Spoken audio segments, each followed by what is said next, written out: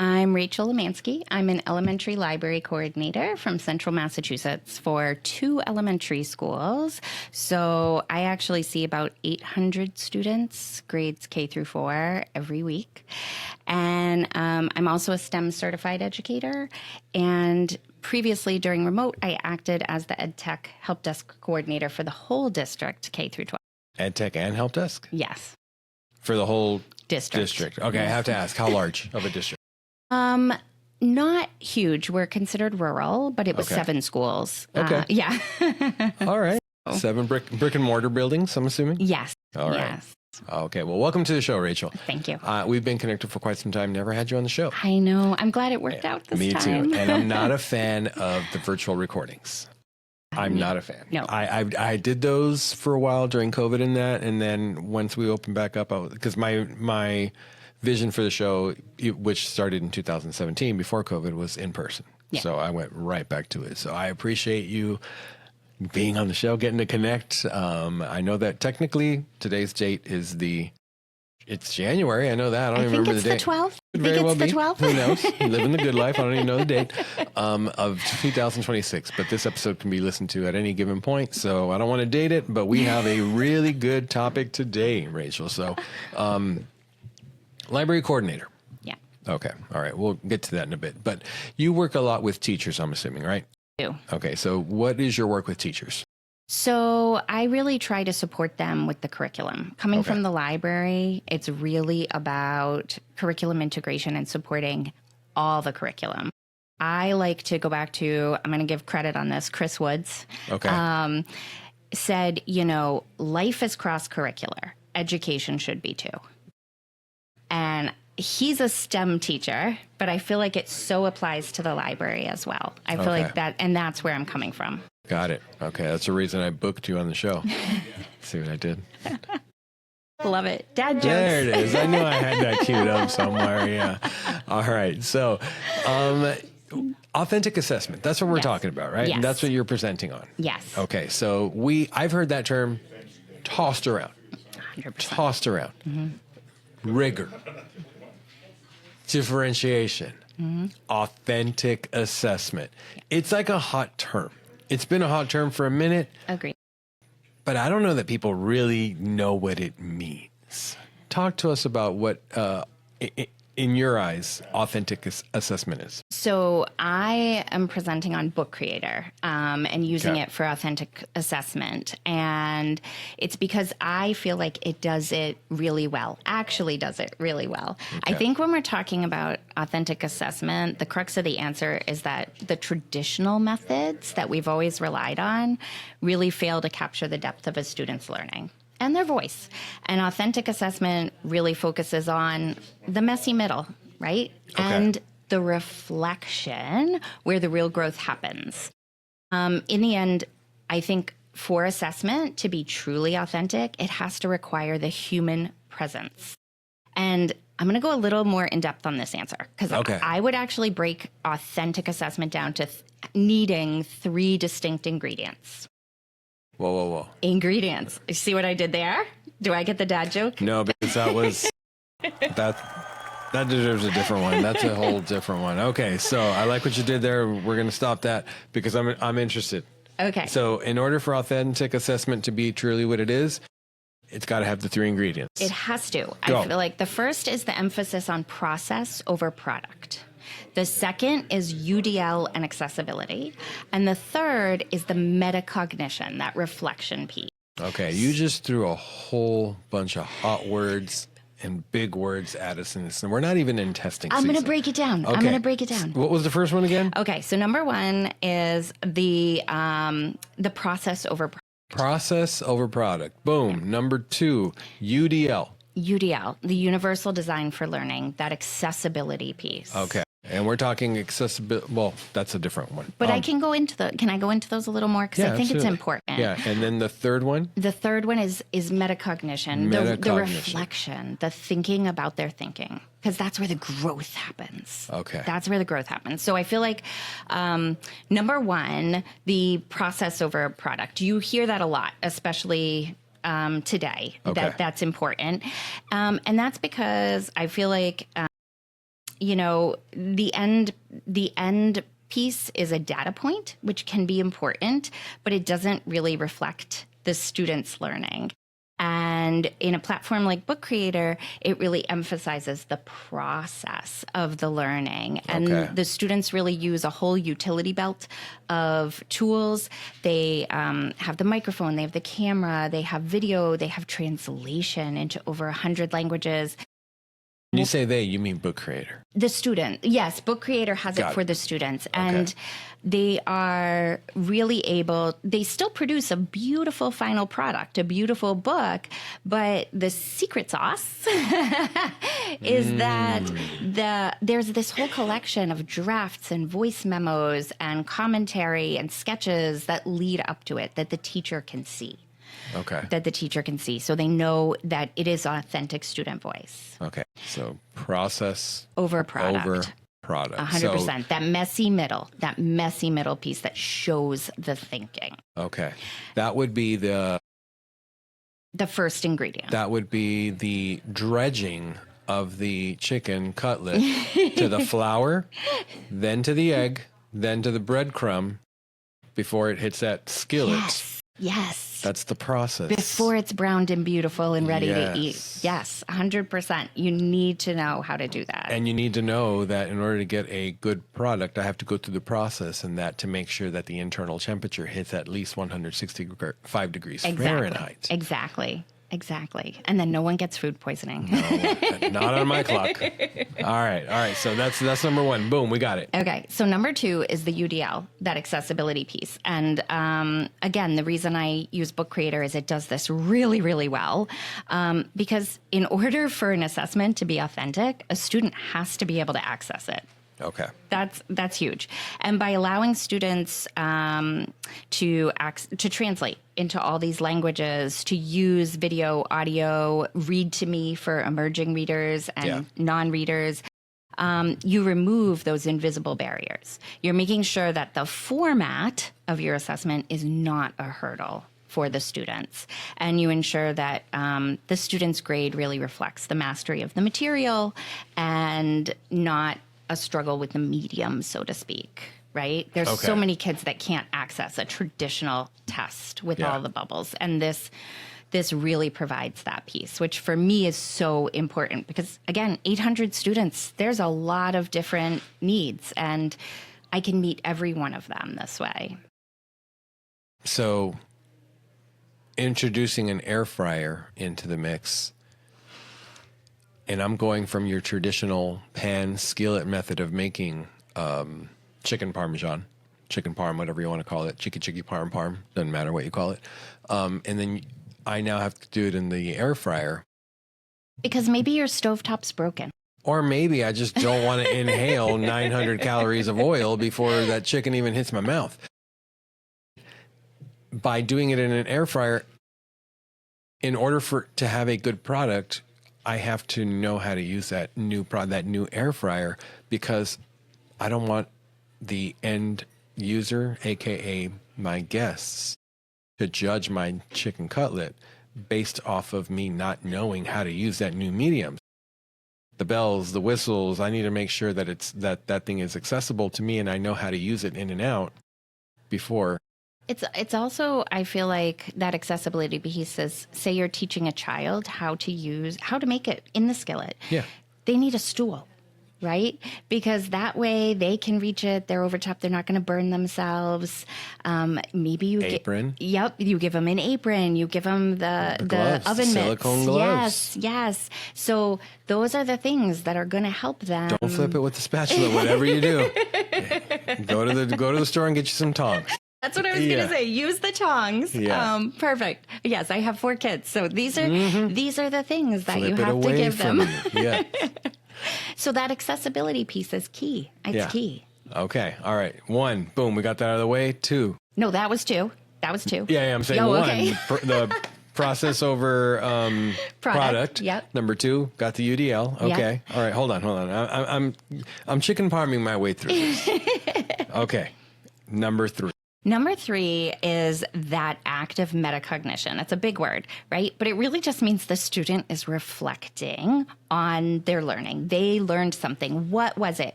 And that is infinitely more valuable than a high score on a multiple choice test. Okay. It's the thinking about their thinking. It's more than a data point. And that's where the growth happens. This is when you are giving students a superpower for life. If they know how to reflect on their thinking and grow from it, that is going to serve them forever with everything they do. Okay. And that's what transforms the student from a consumer of information into a designer of their own knowledge. And I mean, isn't that what we all want for our students? I mean, it's what I want for my students. We're taking somebody who likes to dabble in the kitchen and taking them from that to a home cook.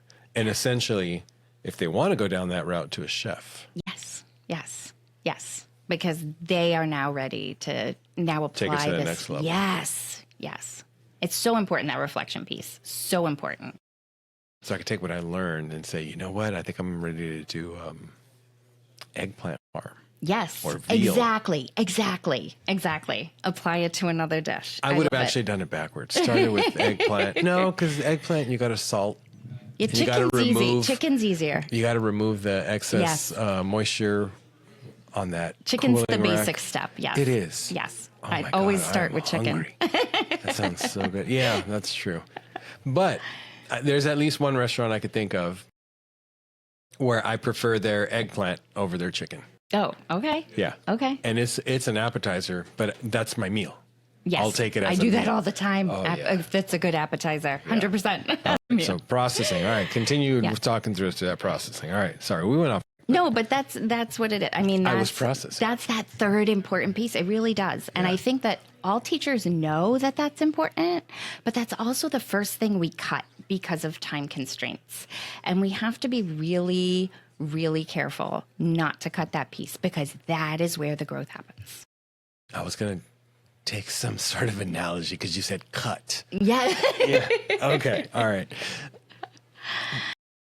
When you said that's the piece we can't cut, it's the, okay, now we finished it, we're going on to the next topic. And the kids never have time to Right. look at feedback or even sometimes even receive feedback. Yes. Yeah. Yes. Yes. Okay. I mean, haven't you ever taken a class and then, you go on to the next thing and you don't know how you did on the first thing? And I mean, I know as a I had grown to take up, that class again. right? But even as a grown up, when I Yeah. take a class, like that's really, I want to know how I did so I can move forward and make changes. Yeah. And it's, Or else you end up with so I could have been doing it wrong the whole time. And because I never Exactly. was corrected, I'm going to keep doing it the way I think is correct. Exactly. And a teacher is going to be better able to correct you if they can see your process. Yeah. If they can see your process, which, is also something that the use of AI in some ways can take away, is that process. So you Yeah. have to be really careful to make sure that you're including that explicitly. Yeah.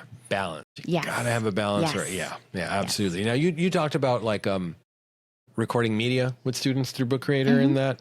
Talk to us about why that's important for authentic assessment, the use of media. I think that when you do that multimodal representation, number one, accessibility. Yeah. Right? Not a lot of my students can't type. Keyboarding isn't really introduced till third grade. We might start it a little earlier, but Yeah. the standard isn't till third grade. If you have a state that actually has it as a standard. Yes, exactly. Yeah. Exactly. So, number one, it is accessibility. Number two, it's engagement. A lot of these kids, that excites them. They see YouTubers, they just want to Yeah. be on the screen. So they're going to be more engaged, right? But you're also, again, it's human verified.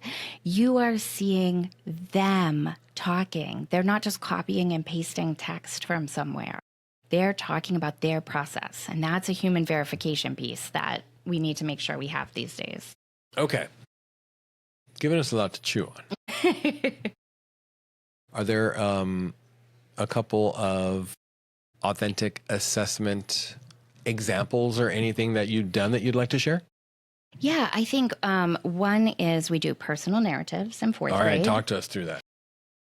So when they're doing a personal narrative, yeah, they're typing out their personal narrative, but they can also narrate it with audio or video. So it becomes even more personal, Correct. right? They can draw with the pen tool in Book Creator and kind of sketch their thoughts. They do use the AI image generator, which I find is a great introduction to AI, using it as a tool and not a replacement, because it does force them to really use a lot of descriptive language that we're trying to teach them. Yeah. And they really have to use the right words to get the image that they want. And that's important. So we do use that as a tool because a lot of them will start with trying to just sort of say what they want, and they realize Draw a cow. yes, and they realize they need to be more descriptive, and that's what we're trying to teach with personal narrative, is using that descriptive language and making sure the details are there to make it come alive. So it sort of reinforces what they're doing with their actual narrative as well. Okay, I could definitely see that happening. Yeah. Now, I've been talking about chicken cutlets the entire time, or chicken parm. But is there a specific dish that pops out to you? If you were to think of this as a cooking process, what meal would this be a good analogy for? So first instinct is to go buffet and the make your own taco bar example because of the UDL component and the accessibility. But I feel like that's a little generic and overdone. So I'm going to take it. And you know what? I also feel like it doesn't quite capture what everything that I'm trying to say about an authentic assessment. It's not just UDL. It is, I'm going to go with farm to table stew. And I think that if you're thinking about a world, right, about a school, about the education environment full of over-processed outputs, like, for example, AI-generated essays, right, over-processed, this approach is about using whole, raw ingredients sourced directly from the student. Well, I see what you're doing there. Yeah, yeah, right? All Farm to table. So this is the whole raw ingredients sourced from the student, and there are no artificial fillers. It really requires human verified evidence. So yeah, I'm going to go with farm to table stew for authentic assessment. All right, is there a specific stew you're referring to? I'm a beef stew kind of girl. Oh. I'm a beef stew kind of girl. Yeah, I got to take it away from chicken for a stew. I like the beef. Okay, cubed. Oh yeah, yeah. Okay, potatoes. Yeah. But where it falls apart, like when it just falls apart. People say fork tender. I like spoon tender. Yes. Yeah. Yes. I want it to be almost like when you have that brisket that just, oh yeah, it's gotta. Okay. What else is in there in the form of starches? You got to have the potatoes. Okay. I like a mix of potatoes. I don't like to do just one kind of potato. Okay. So yes, a little red. Yeah. Yep. And I got to have carrots. Okay. I got to have celery. I'm trying to think. What do I put in? I definitely got to put in the tapioca. I'm like trying to think of a stew. Whoa. Yeah. Tapioca. Yeah. Hold on. It works. It works. Just a little. Just a little. It gives you a really rich, almost like a starch for making the... Almost like a roux. Yeah. Yeah. Making the broth like a little thicker. And yeah. Keep talking. Keep talking. 100%. That's how I do a beef stew. But again, I'm not really a chef. I just have 4 kids. I just need 4 kids to eat it. Yeah. Okay.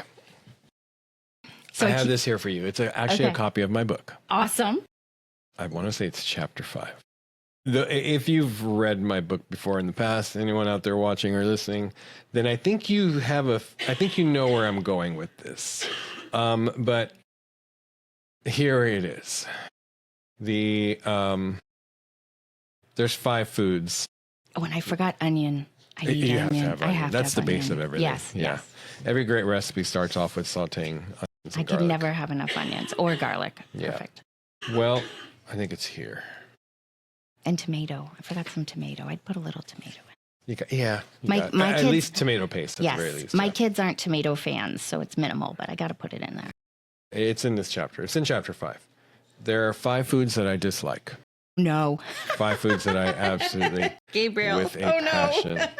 And one of them is tapioca. One of them is tapioca. Yeah. I swear you can't taste it, but it helps it really does. It helps the bonding of it all. But I'm not the chef. My husband owns a restaurant. Does he really? Yes. But so when I cook, it's bare bones.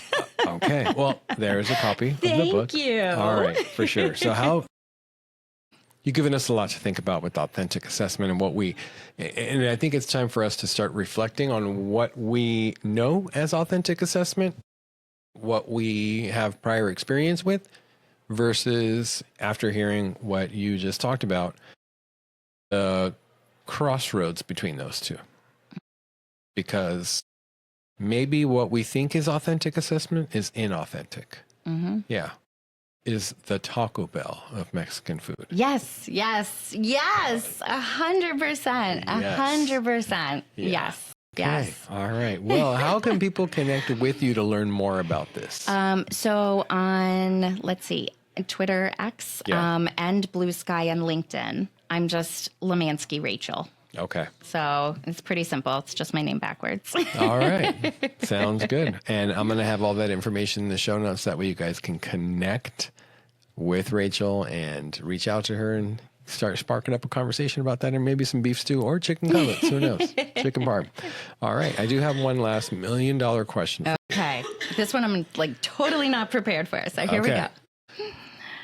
I'm going to preface this by saying, don't look for an explanation from me. I want you to just go with your gut. Go with what feels right. Okay.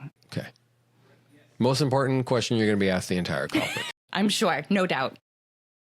Corn tortilla or flour tortilla? You're going to hate me. Flour. Okay. Wow. Tapioca and flour tortilla. Tapioca and flour tortilla.